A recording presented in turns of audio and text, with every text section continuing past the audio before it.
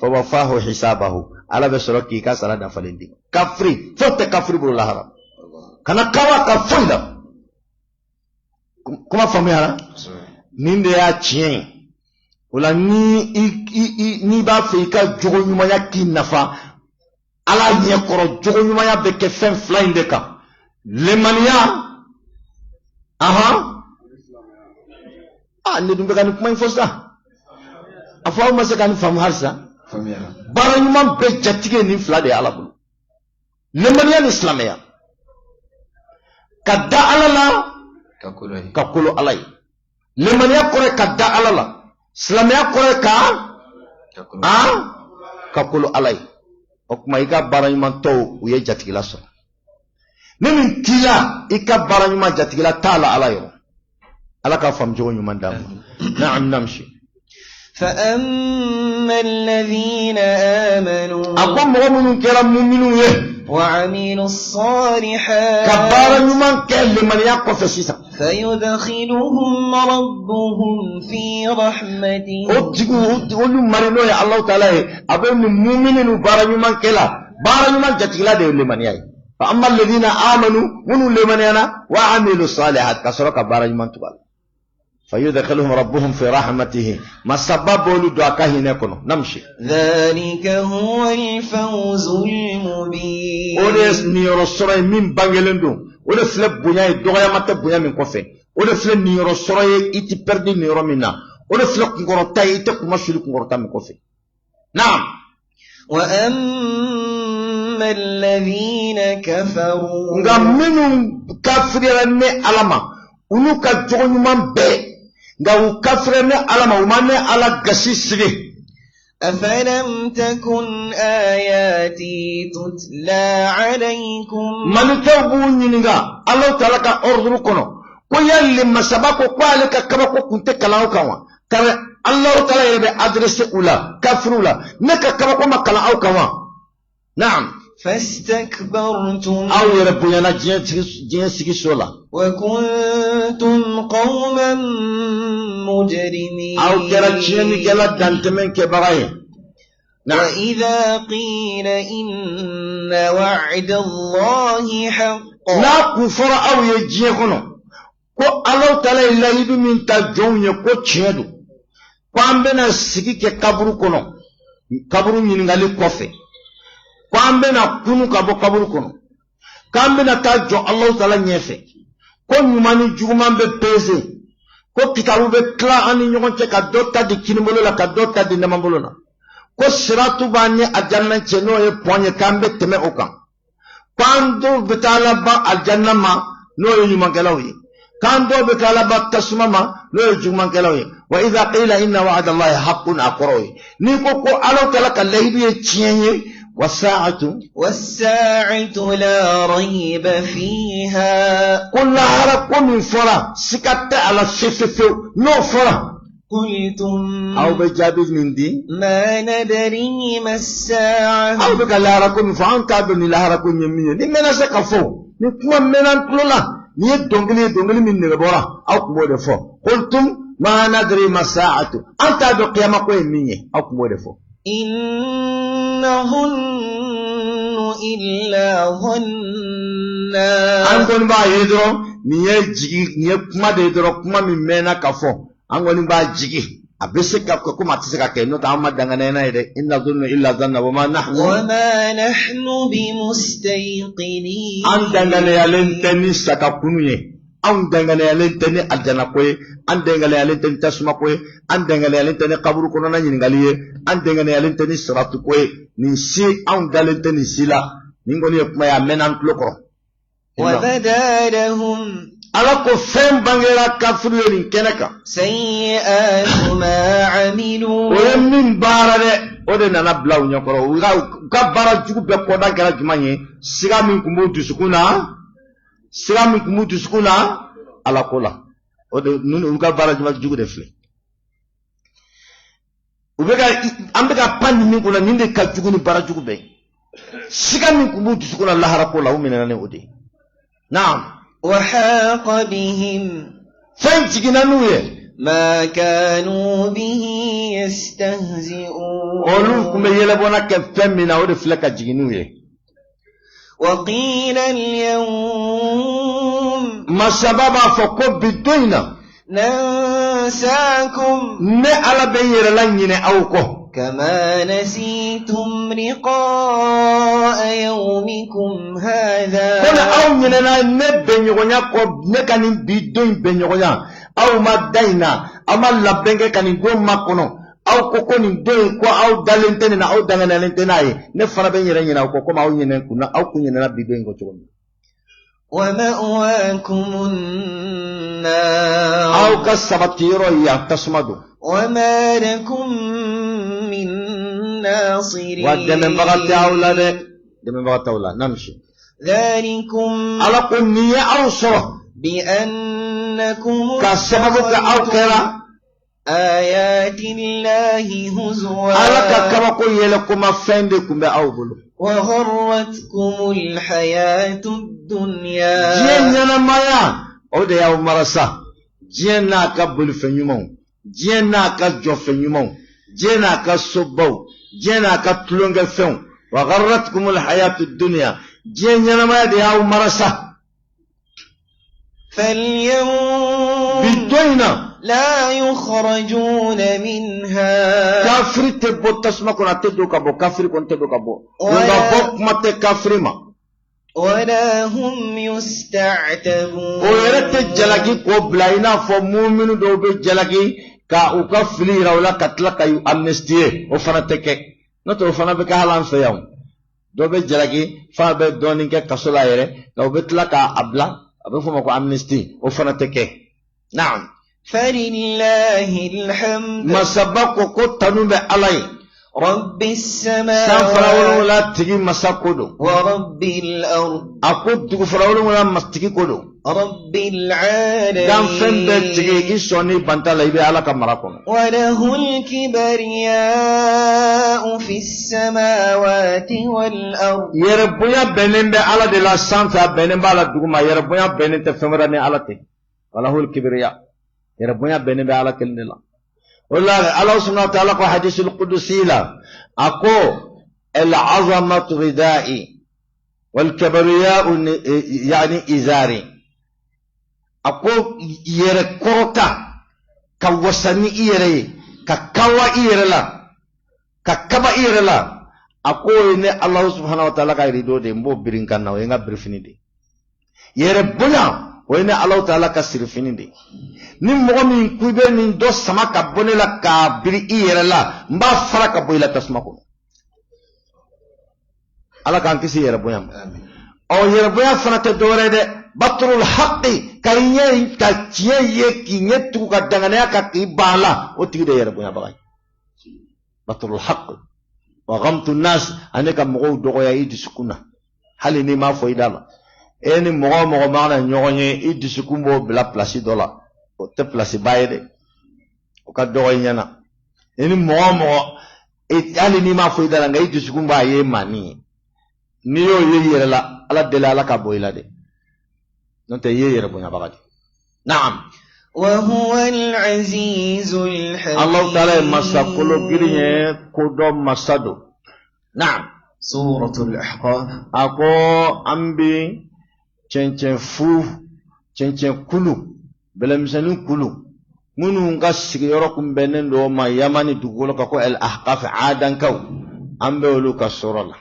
Makiyatun. Ajigina maka de ko ala kelebanti apma be chayala. Wa ayatuha. Apma tlatla yoro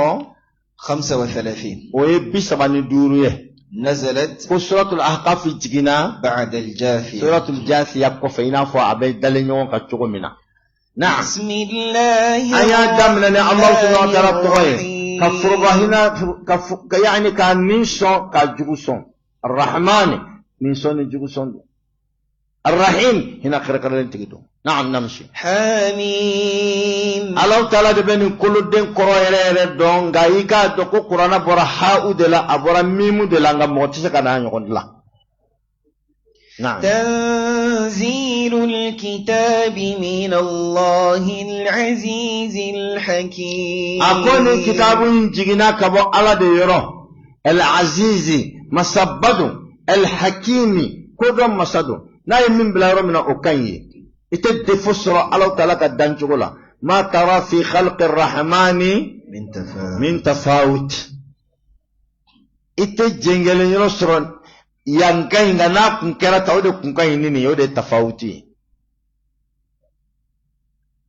نينكاي نانا كنكرا نيني دي ودو كميا كاتمي نينكا. Ça c'est médiocre, ça c'est passable, ça c'est bien, ça c'est très bien et ça c'est excellent. Alors l'œuvre de Dieu est toujours excellent. Il n'y a pas d'autre degré. Car il le fait par aisance et par excellence. C'est parfait.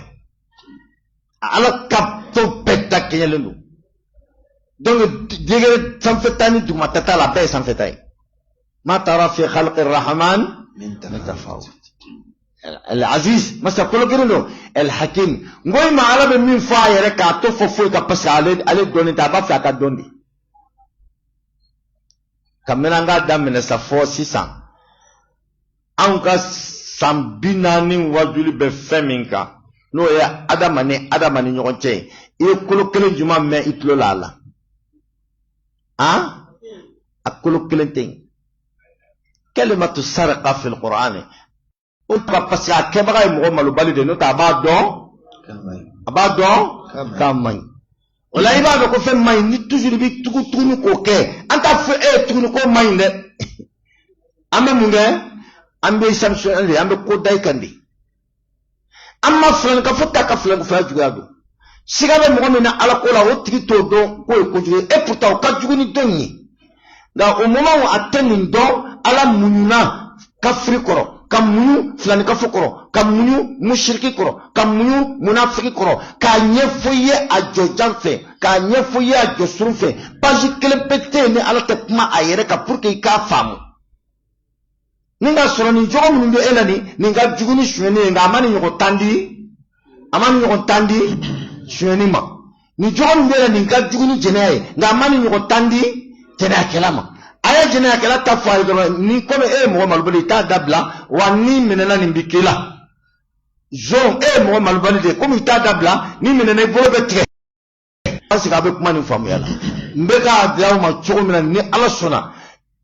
ibike karamo yere ni wa kuma mbeka fiate yele ma fi wuli wongona mbe wongoni na sigata la ni kuma nyema jora ni ndedu mo sigika foko kana shweni ke ya ka faka kuma koro de fai sa wala la mo sitana ya noko awa i fama delika fie ko i kana shweni ke wala ba ma delika fie ki kana shweni ke wala ka pe go sitana am ben mono odo kono wala mo be denta kata de karamo ma aka ala ko de jirala non ne armane ya jogo ko do jara kono kono sere mo jusukuna saka kono kola chogomina min chara kono kono we mo bi da dala ka famita jo ala nya kono domina wala ne ala jogo fen bot madala bafo ala yazunnu ulaika annahum mab'usun yani min jogon kebe ta do kubina kunu kata jo ne ala nya kono li yawmin azim yawma yaqumu an-nasu li rabbil alamin idan qur'ana be al-qur'an kulluhu tawhidun qur'ana be ala kalbantiyadi abe من بقى كنا قطب مع القلبانتيا كويدوني نعم نمشي ما خلقنا السماوات والأرض الله تعالى أما السندا أما دوكولدا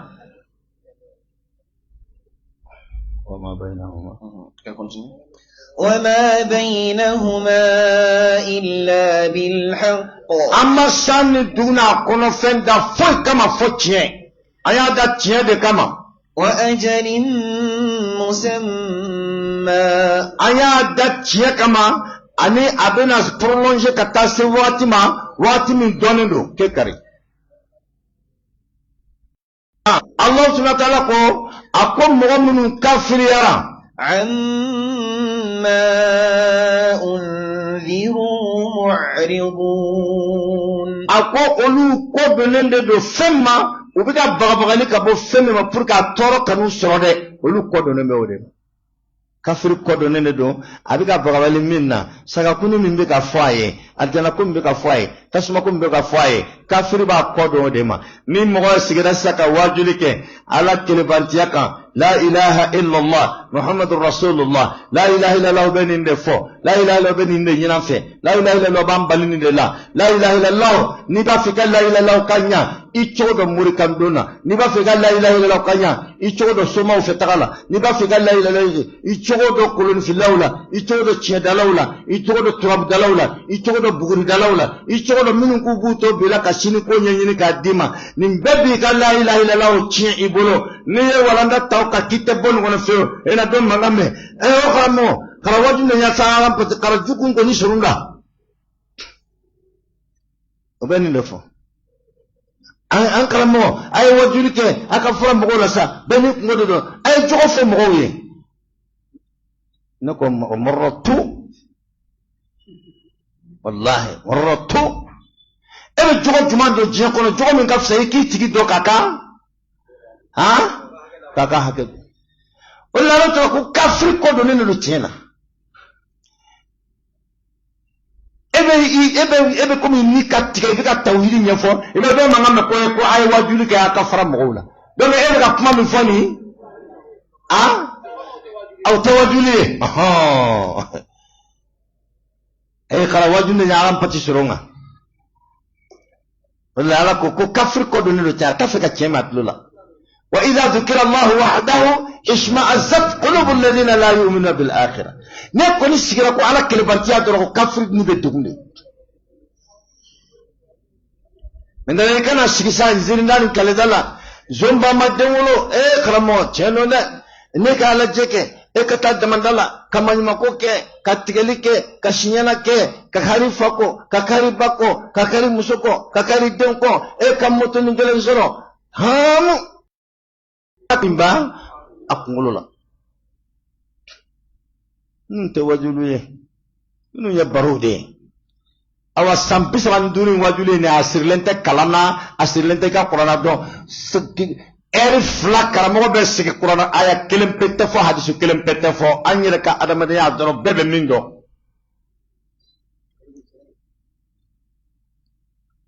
la dina wajuluye ka ala ira jonnati wala qur'ana yere nana ka ala irana anka qur'ana yere lamme iba yere ala be min fa yere ka ta fo foika an fila sura min gono ifana ikane fana lamme tuguni na'am qul kema mara fo ara'aytu tan hakilna ya yedro kimana kono ga kondi kulalni karta to ko ibe kisika ko intoroma kwa yen kibare abolu munu wele أروني ماذا خلقوا من الأرض aka fenyira na yemin da duguma kolola no be ga dura duma pour que ka wele kono ga wati e ku bolono do yirane la duguma koloka ala de ni partinda nga ambe karsami wele la ala de ni na'am aruni madha khalaqu min al-ard amatla am lahum shirkun fi as-samawati wallahi re ulu re kelema fendla nga ufarla alaka ka sam parti do dlauna jera ka parti do dlawe shirki ikelen tatala ina jelente fena ese kuma famera aruni madha khalaqu min al-ard ay fenjira na yemin da duguma kuluko no fen masro am lahum shirkun fi samawat wallahi rawni ala jelende fendo la sanfewa o fanatin na'am ايتوني في كتاب من قبل هذا نينغالي فلامين كرا اولا ale dalu dia ka bo gafe kono gafe mi qur'ana ko chendo koy ambanga sheikhu nunu de wele ambanga wali nunu wele amu wele an kum fede nin dugu kolo yoro en parti olu de ni olu jolembe ne ode wala ni sangolo yoro parti olu ne ala jelembo la ode kamambu wele la ko kanane o dalilu adalilu be wa أو أثارة من علم والله أو كان هذا نقرأ historiquement parlant نقرأ أثارة من علم أين نقرأ نقرأ لما جاي كان تورينا إبريا وبين ماروك كوكاتو ماروك كيت لما جاي كاننا إبرينا obe lahara ko ka to lahara ke plumage ka jen problem dola Allah subhanahu wa ta'ala ko waman adallu ko jon kelen filila jonna haklite nyofe mimman katme moka yad'u min dunillah abi fawala ka yere kalifa dola min ta'ala man la yastajibu lahu ila yawm alqiyamah ebe ka min wele ni de ibi shidembe ka wele ati jabi fo qiyamah do bawna ta kalama yere Allah yo foye suratu fatir kono in tad'uuhum la yasma'u du'aakum walau sami'u mastajabu lakum wa yawm alqiyamati yakfuruna bishirkikum wala yunabbi'uka mithlu khabir ko ki shibbeka ka wele akloti ka welilla na yara fana ya me atise ka jabi aka plasite minga juguno be kema do abitaira alala kiya wele ka kalabanciya de la iya wele ka flan ka flan de la iya wele ni ka wa iyere ka ni dungo de kale ni black pa wi wele ba le ma fi don kele kwa be se ki bokono kan kono wa yawm alqiyamati yakfuruna bishirkikum kema do bina kafrana ka ni flan ka foyay o aya kelme suratu fatir de o aya kelme nyogonde flan kada ka ala be kuma tasrifu de no sarrifu ayat ka fota ni mo famu aba fota o tuma suratu fatir tafra chumna yantabna fo chugo la mino tekele ako joni ya yere to yakate min be femara wala min ta alay e ba min wala la yastajibu lahu ila yawm alqiyamah ati jabi fo qiyamah wa hum عن دعائهم غافلون أقابل كبر كرم من ويللا أبى شكر من ويللا أبى تشيد من ويللا أبى نبي من ويللا ونينا ندوا كويللا كوتا كلامير كابو كويللا ونينا ندوا كويللا وهم عن دعائهم غافلون ونينا ندوا فلان كفوكا ويللا كو إيه كونين بي كونفدي إتافوكو يا الله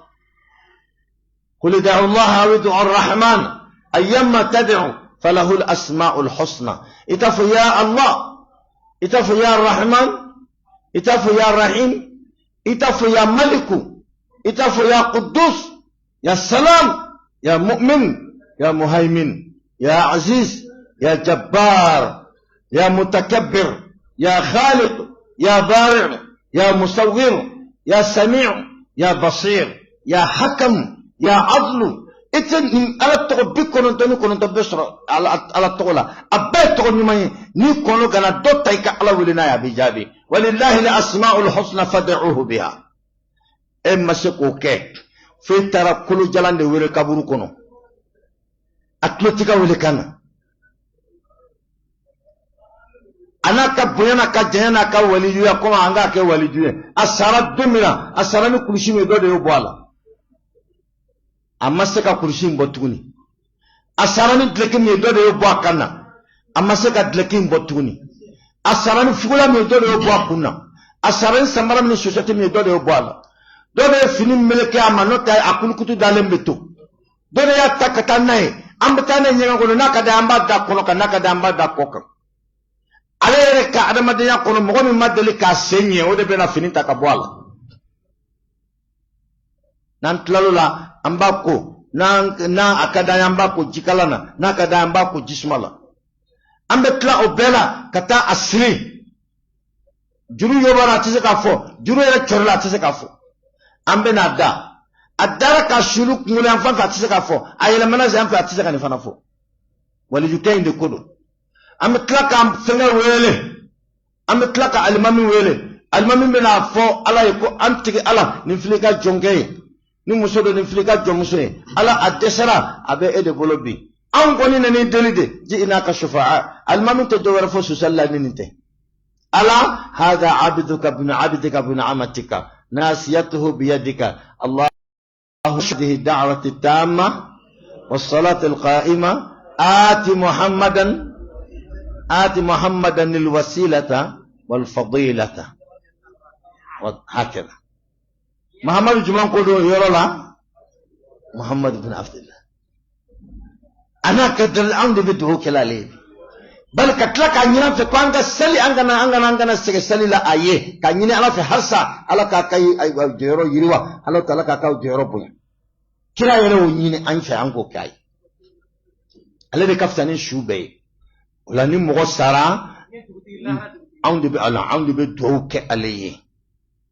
k'a sɔrɔ k'a ladege a ka ɲumanyaw la k'an yɛrɛ gɛrɛ ala la ni ɲumanya ye ka ala deli de kɛ ten de i b'i yɛrɛ gɛrɛ ala la ni ɲumanya ye ka ala deli namsi وإذا حشر الناس كانوا لهم أعداء سورة الفطر تقول هو يوم القيامة يكفرون بشرككم وقيامة دو قاوة منه ولكو بكفريانا وقاوة للي يانو أقول دي وإذا حشر الناس كانوا لهم أعداء كنتم من أفرانيوك كتاجو على يورو كانوا لهم أعداء كوك أو يمين ويلي أني أو كوبك نيوغن جوية كانوا لهم أعداء وكانوا بعبادتهم كافرين ارفع صوتك وبكافريا ني وكبطوية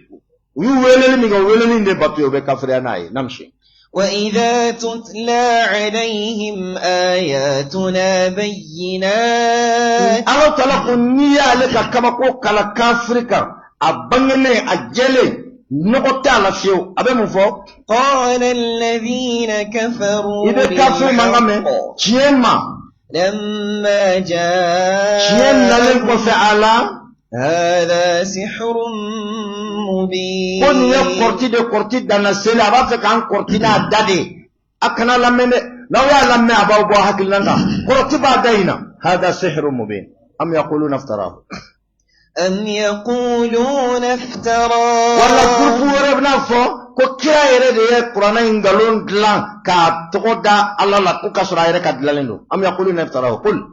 كرامو مرفوه إن افتريتم من السرقة نيوغن قالون دلا كادا الله تعالى فلا تملكون لي من الله شيئا أو كاو سيمبولا والله مغشيت سكا دونين على تي مغتنا سكا دونين على كنيان كتاچه nine fariara kani nyogo gafedla ko ngalonda alala eleni okungo bene bola haradum sigatte ala fiku ko Allah subhanahu wa ta'ala ko ومن أظلم ممن افترى على الله كذبا أو قال أوحي إلي ولم يوحى إليه شيء ومن قال سأنزل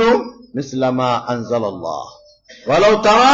إذ الظالمون في غمرات الموت والملائكة باسطوا أيديهم أخرجوا أنفسكم اليوم تجزون عذاب الهون بما كنتم تقولون على الله غير الحق وكنتم عن آياته تستكبرون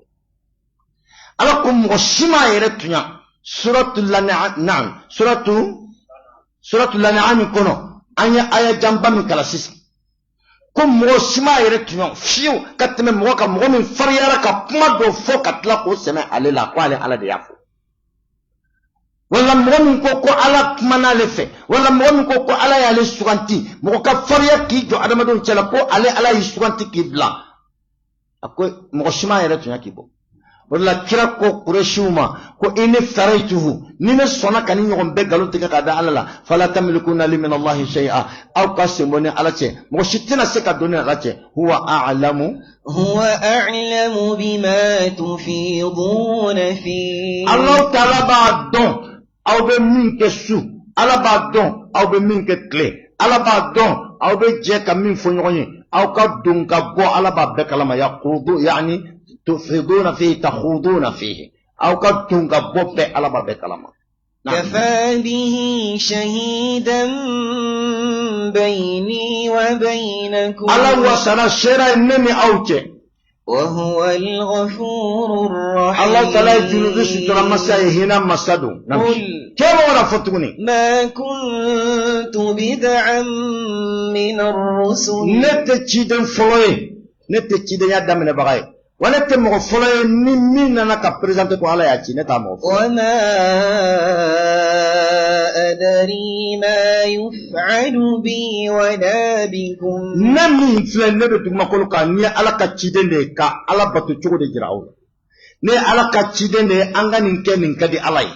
انغا نين توي ني ماندي الاي غانا بولا je ne suis pas dans le secret de Dieu وما أدري ما يفعل بي ولا بي نير تادون على بنا مين كن نير لا نير تسكو فودن غنياك ولا بكم نتا دون فنا على بنا مين كأولا نتسكا فودن غنياك ngoni ba nyina ala fa ka here de latgenga ngam je ne suis pas dans les secrets de Dieu ma kuntu bid'an min ar-rusuli ntachide fulay wa ma adri ma yufalu bi wala bikum nata do ala bina minke nela wala bina minke in attabi'u illa ma yuha ilay abi wajibi ane Muhammadu kanga tugu ala ka yamaru ya doron de ko ntase ka fem faraka ntase ka fem wala in attabi'u illa ma yuha ilay وما أنا إلا نذير مبين أو كان نبلا يومنا نابي فمن ينبلو كونو كبرك القدنا نتسكونو كونو ستني وما أنا نك فونكشن تدوري إلا نذير فوق الجمع كلا بغبغالي بانكا أيه بغبغالي كلا مينكا جورو بانغلينو ليه ودرون دي netese ka mpanka mana ntese ka kalo jiginda abla doloka ntese ka dolo jiginda abla kaloka ntese ka tlebala tatani nga segina ntese ka suko ntese ka duguje nte malkaye nte ko dugolendo ne koniye ala ka chidere o fanate wulide le fait que ntese ka tle sama kana bla tega kono tembo chide yala le fait que nte ko dugolendo o tembo chide yala ese kuma fomera izan kira ka garadi yeninde abdullahi wa rasuluhu alaka jondo jonta matibo wa rasuluhu alaka jokre kanu jonto chela mablagu ilmi fihi annahu basharun wa annahu khairun nas kullihim abdullah ibn abbas wede fo konnie be min fo muhammadu kula do masrumani ikana bo adamadenya kono ka ke femrede adamadendo masrumani abdullah ibn abbas ni tafe ka perde Muhammad kola kana bot ala ka jonya mina kono ka blam na ngara kono to be perde akonga akafsani jonto wi o wasara mo min temenam anta hakedo ani min be ka balo duguma kolo ka jate do be fala mo min be na kofe anto fana hakedo afele ke kele ka fsani o be o wasara taro ma wasade o wasara kira be wasani oyi نعم قل كم مرة فتوني أرأيتم أين كبريتنو إن كان من عند الله لا يسوع قرآن بورا على يردون وكفرتم به لا يسوع لك تشيلنا فنشين على ينجدون لا يسوع قرآن بورا على يردون لا يسوع الدين بورا على يردون لا يسوع الإسلامية على كدينا سبت ليلو وكفرتم به دعوف لك كفران من بين وشهد شاهد من بني إسرائيل على مثله سكت على بني إسرائيل دون بقى كلن بانشلا ودوي رفلك أنا شرع أن يقول كبتشنا كم موسى عليه السلام كجفي أقم من فوق أني محمد من فوق كو فم يكلني كو كلك مو يكلني فاسي كعب الأحبار نانيغنو شاهد من بني إسرائيل أدمنا التوراة دنبغا كلن شريراني قرآن كسبت لي نعم فآمن واستكبرتم بني إسرائيل دنبغا وكلك قرآن كوينسيدانسي أني قرآن كسبت لي أني التوراة كسبت لي فامو آمن أول من أنا واستكبرتم بهنغا نتشرا أو قريشي منون تولا نمبورا أو دلا أو دباتا كسجنتما أو نانا كافريا إن الله لا يهدي القوم الظالمين الله تعالى تترجم بقى أتسرج ريلا وقال الذين كفروا كو للذين آمنوا مؤمنوا ما لو كان خيرا ما سبقونا إليه كنا يا رسول محمد كن هيراي بلال يانغا جوندي وبس كاون كون ولاوا عبد الله بن مسعود تدور لامبلو يا باغان كون وبس كاون كون هيرا لاوا سهيب بن سنان الرومي ابي بو تركيان كون دي انا ني نا سوني دي سلام بويا فن باكا يا بسرو مغايا وبس كاون كون كولاوا ني هيرا كومبالا نونتا ان كون على لو كان خيرا ما سبقونا إليه نعم وإذ لم يهتدوا به جمعنا منا أولوما كانت كتر الدين انتيما فسيقولون هذا إفك قديم uluma famu umakana katrama ushina ka aniye de block ko ngalon de do kunga ngalon koroba adamade el insana adu ma jahila adamade famba naka famu ya masifem madron abo ka chogodi abo rejete el insana adu ma jahila ntani ndo ka gela adamade made naka famu ya maselma ka gela adamade made abesla ka foko ko nintafoyi emaye مسكت سجرا بروجرام ماني فسيقولون هذا إفك قديم أكما ما أولا فما على قصبة نين قصة دو القرآن إيرنا قصة مي مغت الثمن دو كسينغا فوكو تشينا كو أوا نتنين دو أمام من وارما دم ناروانا فما ما سفهم ما بيو كولا يني كولا بوشي فلوندي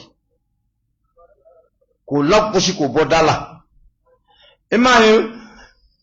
سيدنا يوسف قال السورة كنو فما شغورا كو إني أرى 7 بقرات سمان يأكلهن 7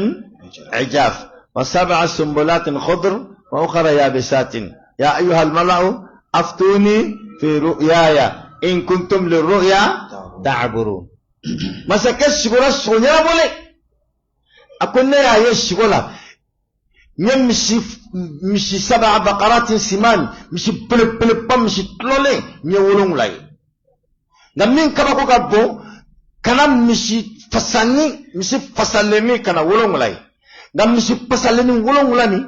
وبكا مشي تلولي ولون لاي نو أبكا نو أبكا توندي يعني أبكا نو يبا فيبا كوكو نو تشوني نتلالا كان يوكرو كنا ولون فلافاناي kakla kana nyokuru jalan wolon la fanay ani sugo ngoni ne ba fa na fam ya be mo mina e kan jabi ala ay ni fotanno ngoy mani ara made mammi famu abe munge abala kushidi ne keza amma ni famu umo fore oye kuma min fotanno anga petine ka fota maza qalu ما هو أيها الملأ أفتوني في رؤياي إن كنتم للرؤيا تعبرون نعم قالوا نعم بارك الله فيك قالوا أضغاث أحلام وكوكو يكون يشكو نغمين دي أما فامو ومو فرق كون يشكو نغمين دي quand nous ça c'est des cauchemars. Je pense c'est ça en français hein? Cauchemar au de doa. Oh, quoi est cauchemar de il est la fiane te fouille. Est-ce que c'est le cauchemar de doa? Cauchemar te mais comme on nous va donc quand faut avoir femme et coachère là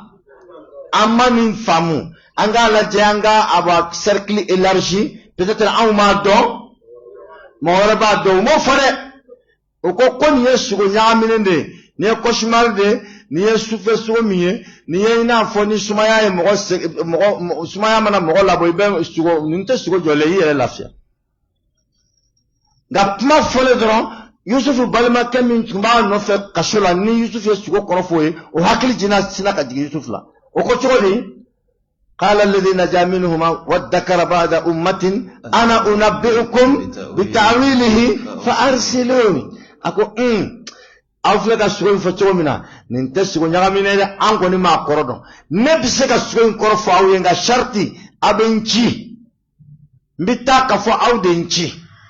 فما كو أمبي سوكو قردون نوفي أنيشي atara Yusuf na fa Yusuf yesuko qorofa wala ndatoka mafutela ka fenkele ne famu ntani ndoma no waramade made comment formera nena made te fende do na ninge do aba rejeter ka saboter o de fla wa islam yahtadu bihi tumana no makanda umaseka famu kila ka chide nyama beoma wasayaquluna hadha ifkun qadim kun yangalun qorode naam ومن قبله كتاب موسى أكوكا كوكرونيني سيدنا موسى كفجنا موسى كنوع التوراة إماما ورحمة كوكين يبلاي كوفلك هنا إنا فقرانا كرا هنا كلا مامر تشيل كرا هنا مامر مانتون يجوكو منا وهذا كتاب من فلان شيء القرآن من فلان فلان قفده مصدق والله لسانا تشيده عربيا أتجنا عرب نندلا تشيده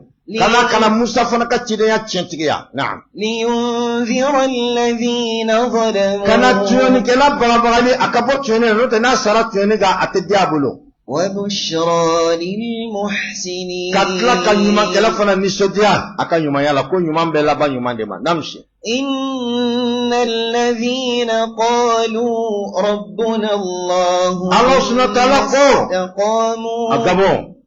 إن الذين قالوا ما منكو udabara jelena ربنا الله kan tigi alai anya ala kira an tigi de anya ala mine an tigi de ala de tayi anw ye ala ka jonye o kuma niye lemaniya ni islamaya ye ثم استقاموا kila ka tile kumakan kɔfɛ u ye min fɔ da la u y'o de baara u farikolo la o de ye tilennenya ye فلا خوف عليهم siran ni jɔrɔtɔlu ka kiyama kɛnɛ kan ولا هم يحزنون olu tɛ huzunu kiyama kɛnɛ kan ala ko k'an ye namshi أولئك أصحاب الجنة minnu ye ala dɔn u tigi ye ka tila ka ala ka jɔnw ka hakɛ di ka tilen olu de ye alijana tigiw ye ngo i ma kuranna mana n'a kelen ye yɔrɔ si sira fankelen tɛ siyan a sira ka kan sago ye pour que sira ka kɛ autoroute ye an bɛ kinifɛla siɲɛ k'o ɲɛ ka numanfɛla fana siɲɛ k'o ɲɛ wari kote kelen tɛ dun yɔrɔ si la wari ye kote fila de ye wari bɛ kɛ wari ye ni kote fila de ye kuma faamuyara nɛgɛso pedali kelen tɛ taga nɛgɛso ye pedali fila de ye dɔ jigintɔ o ye dɔ yɛlɛntɔ ye o kuma nin hakɛ fila de ban ka bɛɛ k'i hakili to a la inna alladhina qalu rabbuna allah minnu ye ala dɔn u tigi ye o bɛ ala kelebantiya fɔ minnu ye ala dɔn u tigi ye o bɛ limaniya fɔ minnu ye ala dɔn u tigi ye o bɛ silamɛya fɔ thumma istaqamu u tilala ka tile ala ka jɔnw ka kibaruya la u ye balimaw hakɛ di ka sinjimaw hakɛ di ka sigiɲɔgɔnw hakɛ di ka sanni feere kɛ tilennenya la ka kɛ tiɲɛfɔla ye o tuma na fala khawfun alayhim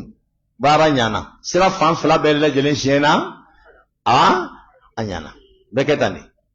مفهوم حق الله وحق عباد الله على كهكه على كجونغا حق اي اكلسيتي سي الجنه ما نغيالا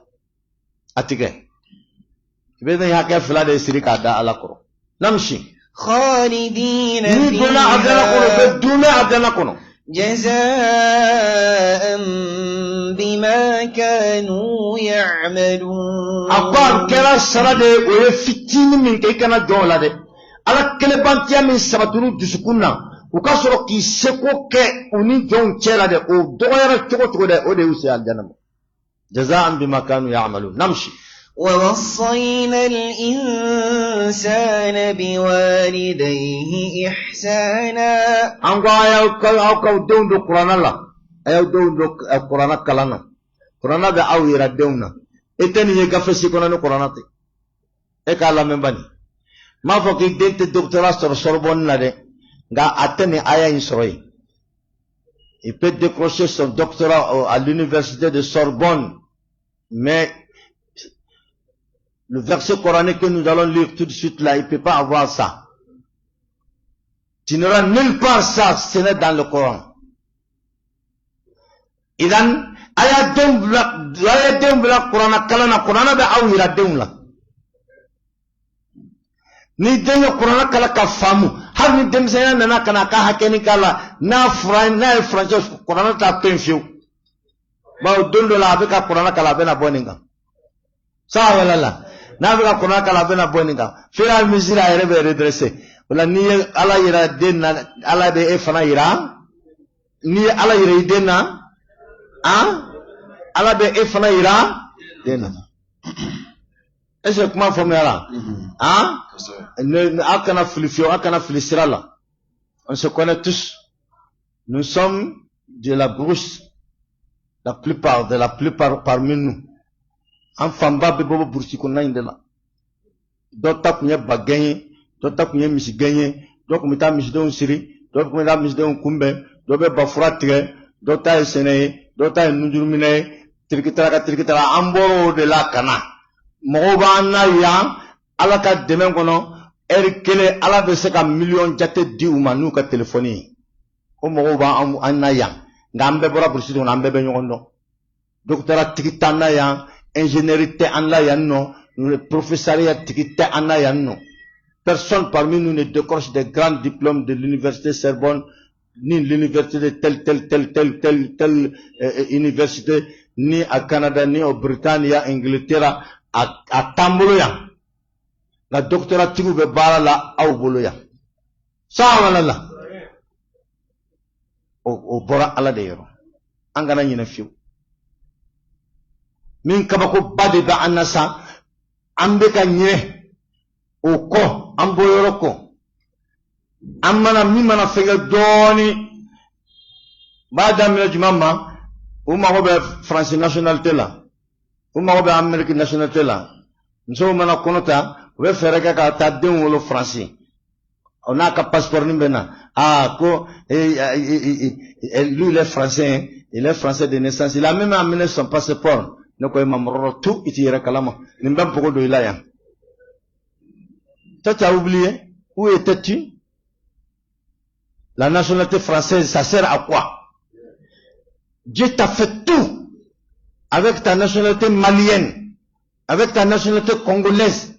avec ta nationalité burkinabé, avec ta nationalité sénégalaise. Dieu t'a fait tout. Alhamdulillah, tu connais qui es-tu, tu connais d'où viens-tu, tu connais qui est ton papa, qui est ta maman, tu connais quels sont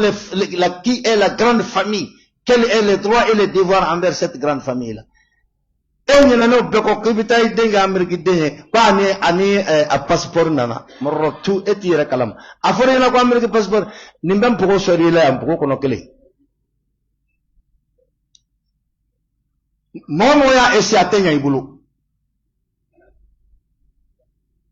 adama de yere de tisaka ke fuye fo yere comment nous famille alawa itisaka ke fuye fo yere a la jeke. La semaine dernière, ou bien avant la semaine dernière, il y a un activiste africain surnommé Kemi Seba. Franchement, juridiction de lancer à contre la nouvelle fait la nationalité détruite. Hein? Voilà. A toujours cassé les mais pour procéder, on m'a fait à Bochal, pour que Kaira Kafo, il t'y couille. Pour que Kakou Faniato, il est béninois d'origine. Patrice Talent, abse ka mina ka black kasolanga atise ka bo béninois yala. Abse wa? Atise foka sa. Ambo foto okana. Akajaya ye. Président se ka mina ka black kasolanga atise ka bo atise ka bo béninois yala. Wala mo yereti. Nala no ya keminye. E bita Ameriki ni kam malien passeport wallahi. Amun yere be ka dem bla kata muso bla kata wolo pour que connaisse na an yere tara français est an wolo la inde antara america an wolo la ywa ama wolo procédure kele mi yoke o procédure kele mi ala bulu conseil il est tringa angaba yari koki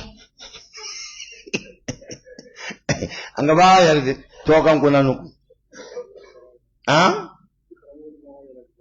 et aïe de kalamo ta Kenya ni franie mo chita misini ngono bi mi manya boni fekunu notre fils là il y en a qui ont pleuré lève-toi gris quand il a mal présenté Sénégal et Kota avec le drapeau mo siri a beaucoup de 4e mois ma foi. Bon, maintenant, il va faire le chocobi, mais ça sert à quoi? Hein? Ah, ok. Chocobi, katokan, quoi? Le petit là, c'est lui qui a représenté le Mali au Sénégal la semaine dernière. Il est sorti 4e. C'était une rencontre, c'était un concours universel, international, organisé par le Sénégal. Dieu merci, ça a été un succès. Lui, il est sorti 4e. À son âge là. Est-ce que je me fais comprendre? Idan, kuma wulila yoro min nofe, nga ka deun do Qur'ana la Qur'ana be awira deun la. Nya fo kada min nga dalu na to fle ala kodi. Wa wasayna. ووصينا الإنسان بوالديه إحسانا. Allah ta'ala ko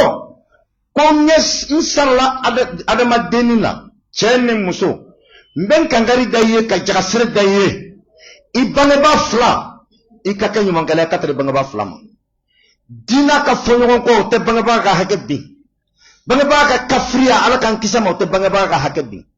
banga ba ka yahudiya o ta ka hakedi akan nasaraya o ta ka hakedi akaken amara ka mo sugu sugu ni ala ko ni sababu do ala masabako kuiki hakili to ala ka hakeda etem soro ni ta foye sorbonne université la de abada atolami حملته أمه كرها. كوبان مسلمان كوابد دين كونوتا أصوني أبانتالا أباتا صوني بانتالا كرهان. نعم. ووضعته كرها. ندين فنا بانجي كماسيرا بانجي بوا مسلمان بدين بانجي أصونا بانتالا أبريك جاويا بلما وهنان على وهنين لا فليان كوفي. نعم. وحمله وفصاله. أقدم بكي هكذا تعالى كبنبا مسلمان بيكونوا تدومنا أنا أبتي دفرة كبو سينا دومنا السنيالي في عامين.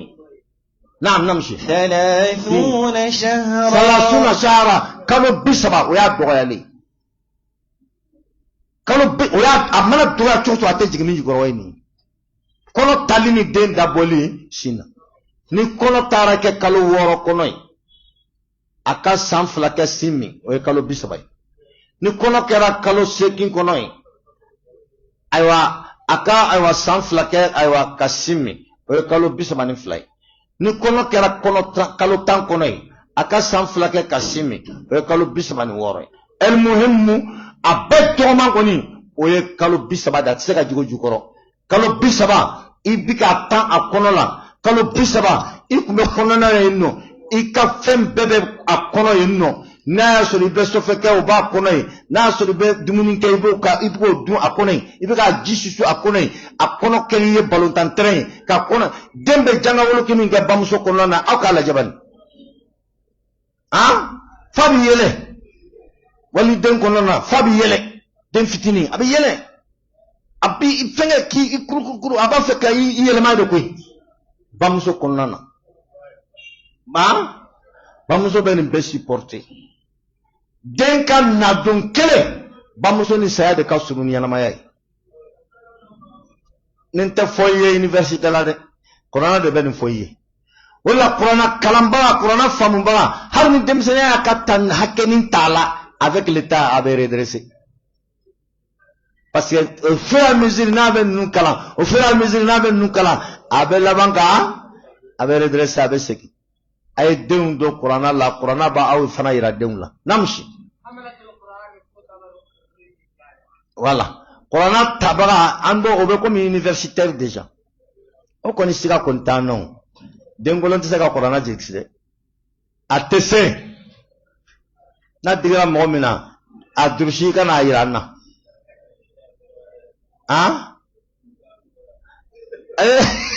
Astaghfirullah. Awak mai madrisiwa. Avajite. Go ngap man kira ko suratul Baqara kelempe ko fuarite se ko kelempe dirisi. Donc ko se me robena. Ko suratul Baqara kelen Qur'ana betere. Suratul Baqara kelen ko fuarite se ka maîtriser. Là, ambala de la kan noya be denye. Kanuga islame dempe jedo Qur'ana ka islame den kele be ngulola ko rebe farawka bashite naam naam abena aya do yere kalon amena afuyo ka dans 5 minutes amena micro da ma be do nin kalon ka sura déclaration ka naam namshi aina nahnu حتى إذا بلغ أشده أكو أدمدي إبه كلو بسمانك ككفن فلاكي باكا نتاكا كاكو نباكا فرقلوكا إبه دا إبدا ببولا أبني كلا فن بلا جلنا أنكم بلدمسيا لا récitation de Bekalan comme ma mère que j'aime beaucoup m'a donné tout. J'aimerais cette bonne mère ma vie entière. Nasr donne à quelle récitation ina. Hein? Donc bamso ka ayanya abe minke hatta itoma to abila kalala pas à pas tenant mes bras me dire un mot même à tout dire si je pleure elle me console des belles paroles. J'aimerais cette bonne mère ma vie entière. C'est J. Ekar qui a donné cette récitation. Je me rappelle très bien. Nous avons appris ça à l'école. Parfois, ah oui, jiza okelen namene. Bamzonga, Kurana ba foko walideine, olu ba foko bamso. Yaye, alamade ko ni mo ko tisaka ke kelen. Namshi. وبلغ 40 سنة. Odein bitase sambina ni mawati mina. قال رب أوزعني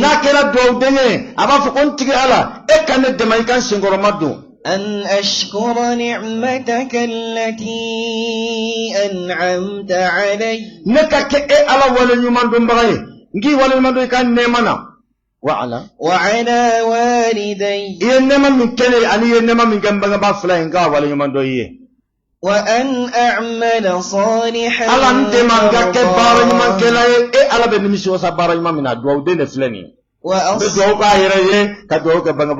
وقل رب ارحمهما كما ربياني صغيرا نعم وأصلح لي في ذريتي الله إكاني سانفلانيا ذرية بك سانفلاي إفا إبوكي إبنبكي كترا وأصلح لي في ذريتي الله إكان دكمالا فنانيا ذرية بك دكمالا فنانيا إدين إمودي كجري إكان بنياني وأصلح في ذريتي إني تبت إليك وإني من المسلمين أولئك الذين نتقبل عنهم أحسن ما عملوا ونتجاوز عن سيئاتهم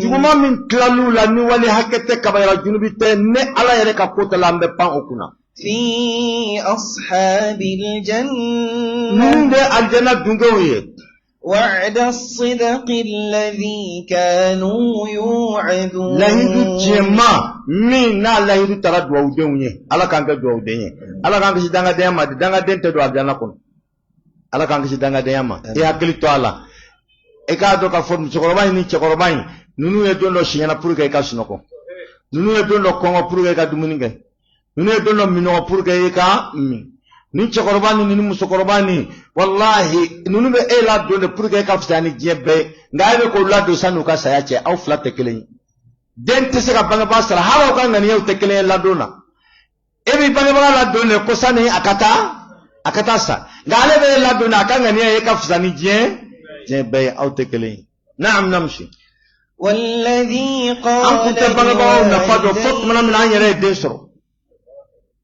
qu'on ne savait pas au juste la valeur exacte de nos parents, jusqu'à ce que Dieu nous a accordé aussi des enfants. Là, aujourd'hui, là, nous savons au juste quelle est la valeur exacte des parents. Wallahi. Parce qu'il y a des gens qui ont dit ça, Naam. والذي قال لوالديه أقول دعنا دمين فنانيب سونك فريا كي جوي بانغبا فلالا أف لكما أنتم قدومي ne serait que ça, tu es maudit jusqu'à la fin du temps, à faute que tu te repentis et que tu leur demandes pardon et que tu parviens à décrocher leur pardon de leur vivant. Voilà les chartes.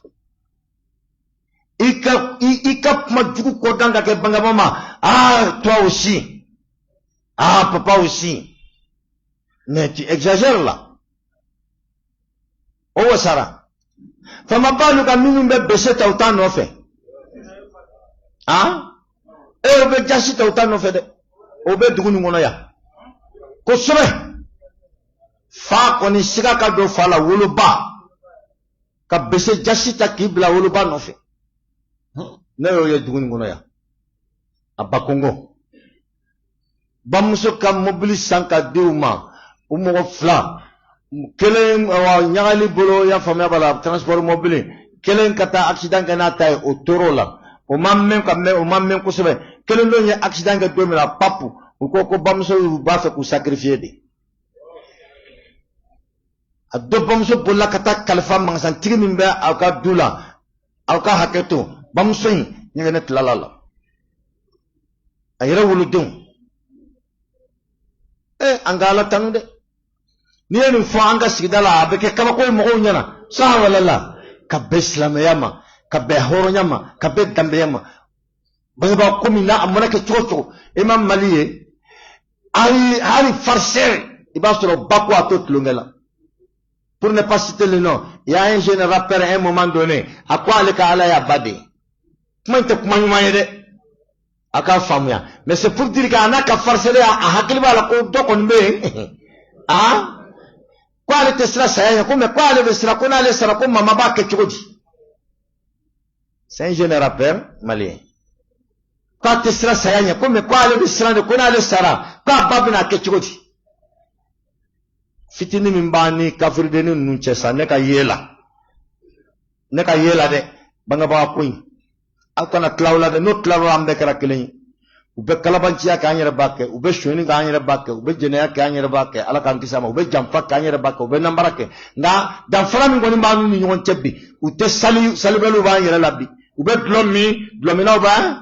anyere labbi nga hasa angoni nu cheka jamni na kusoro folo ala kana anu ke kilin wala we banga ba kuin mafo akudanga de mimba fa bagama ufil lakuma kwa jonga dome ata'idani an ukhraj aba fokabene barabali kallasra kone be saka kunwa wa qad khalat alqurun min qabli jama kulu flankulu joli generation joli temena kelema seri folo kana وهما يستغيثان الله بندا فلابك دمك سي الله تعالى لا وينك وفما على كهنلا لمن يعلم إن وعد الله حق على كله يتشيكوي فيقول ما هذا إلا أساطير الأولين أقول بيزيرين كلون تلقوا ده ما فلو ما كرو كازيرون كان تلودي نعم لا نمشي 5 دقائق أولئك الذين حق عليهم القول أقول دعنا السنة ده كنا قويك مكان سبتنا وكم في ubu yogon awa danga den jekulu ubu yogon danga den ga jela قد خلت من قبلهم فانا تمنا كقوا اولunye من الجن والإنس إنهم كانوا خاسرين ولكل درجات مما عملوا الله تعالى قد أقوى على بسون كبك كرامة كبك حق دفلين دي ما كبار لا نيومان كلا نجوما لكل درجات دوودين على بسون كرامة كدرجة داما أكاد دوودين لا دعنا دفنا على بسرعة أكاد دعنا ديالا وليوفيهم أعمالهم الله تعالى بنكده كمغو كسرد دفلين دي ما كبار سرد دفلين وهم لا يظلمون نمشي ويوم يعرض الذين كفروا على النار أنغام ملدونا على بنا كفر ولا كوجو تسمى دكرو أذهبتم طيباتكم أبي كفر مننا أقول لي هذا سنفكم أو قولوا أو بلجلين لا تموا في حياتكم الدنيا أو كجنيا ما يلا ألا كني هذا دعوة أيا بكى aw ma foyten ala kama jena واستمتعتم بها aw damuna naw ka je na fara ko min ka to ko be to ala kama ko ay no te kira ko ad-dunya sijnul mu'min wa jannatul kafir ako jebe misali mu'mini ko mo kasode ini ka jina na folo be itese ka be dun itese ka be ke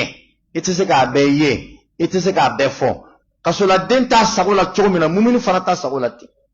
no te mumbe na folo tigi dese ka biye tige yanno kata yoti do tas Espanya kata plaza dala aba ka kuyon kele ga min ga di ay ka batara mo ta uku langolombo ka donga ka yedoro ka plaisir ta na folo tigi bise ko ko aseba ya warba na'am ina fo kete la ka ya to chumi merci ya hakilji ha ay kete amakam benyanaji na folo tigi bise ko ke na ba tonino wala doni mo be nyon nyinga ni fen flala ko ghaniyun shakir wa faqirun sabir ko min fla jonin de ka daraja ka bwala yo na folo tigi fambe sebaye ngaw bena ta seki kuruki be alama ani de sebaga to akasuru fana ko ga galamat madola nga siraka no fantayen ko na siraka samani ko maîtriser tan fembe do ala kasila amase ko ke ni mo fla ko awda daraja be chogodi c'est une question ghaniyun shakirun wa faqirun sabirun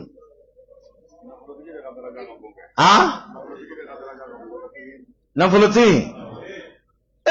suro fana ko ga gele ki ga ala ko ke o ka e mo yoro fana laje ema ke hasidiye ima se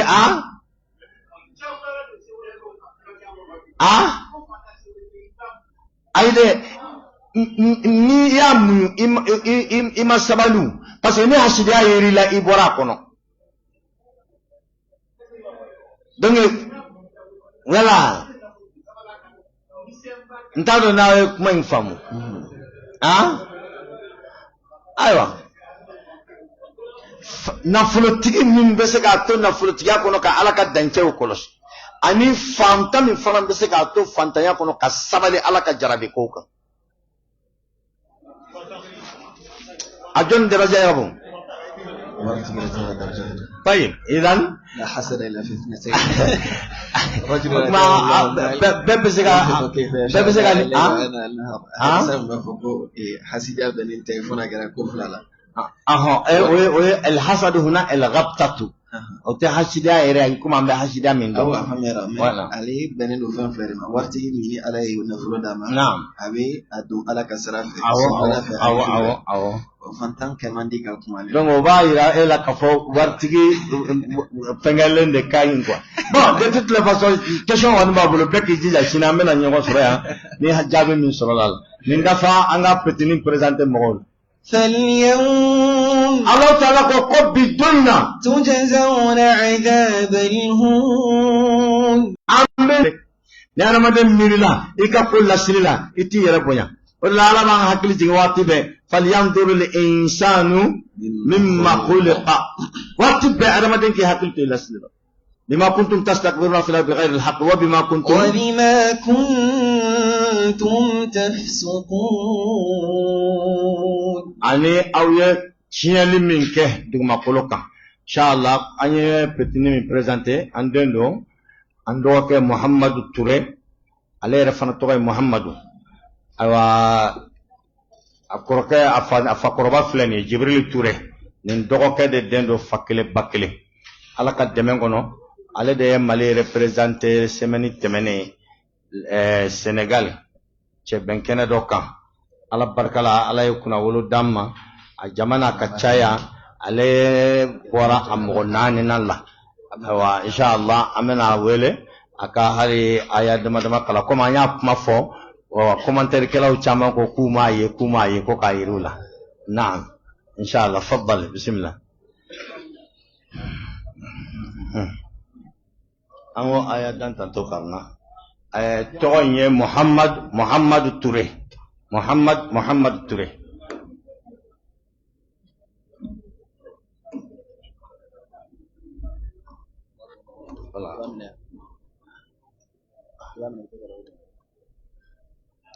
arga angargana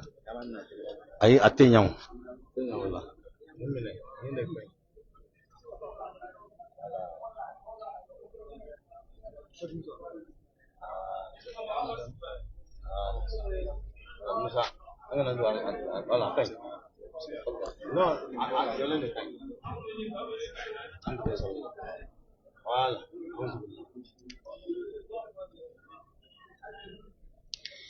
أعوذ بالله من الشيطان الرجيم.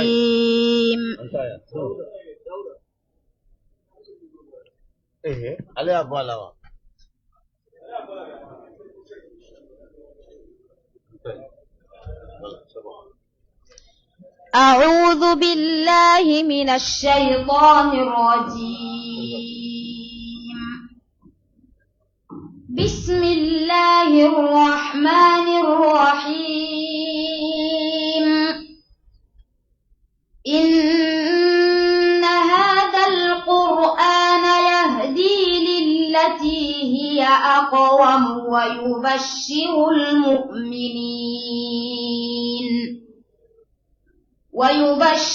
المؤمنين الذين يعملون الصالحات أن لهم أجرا كبيرا وأن الذين لا يؤمنون بالآخرة أعتدنا لهم عذابا أليما. ويدعو الإنسان بالشر دعاءه بالخير وكان الإنسان عجولا. وجعلنا الليل والنهار آيتين فمحونا وجعلنا آية النهار مبصرة لتبتغوا فضلا من ربكم ولتعلموا عدد السنين والحساب وكل شيء فصلناه تفصيلا. وكل إنسان ألزمناه طائره في عنقه ونخرج له يوم القيامة كتابا يلقاه منشورا. اقرأ كتابك كفى بنفسك اليوم عليك حسيبا. صدق الله العظيم. بارك الله فيك يا بني ما شاء الله. kita abora be sengala sade abora be kele kasano jazakumullah khairan. هذا هو ambenu fusa fembe ambenu fusa ni fembe ni alaka je alaka no ya be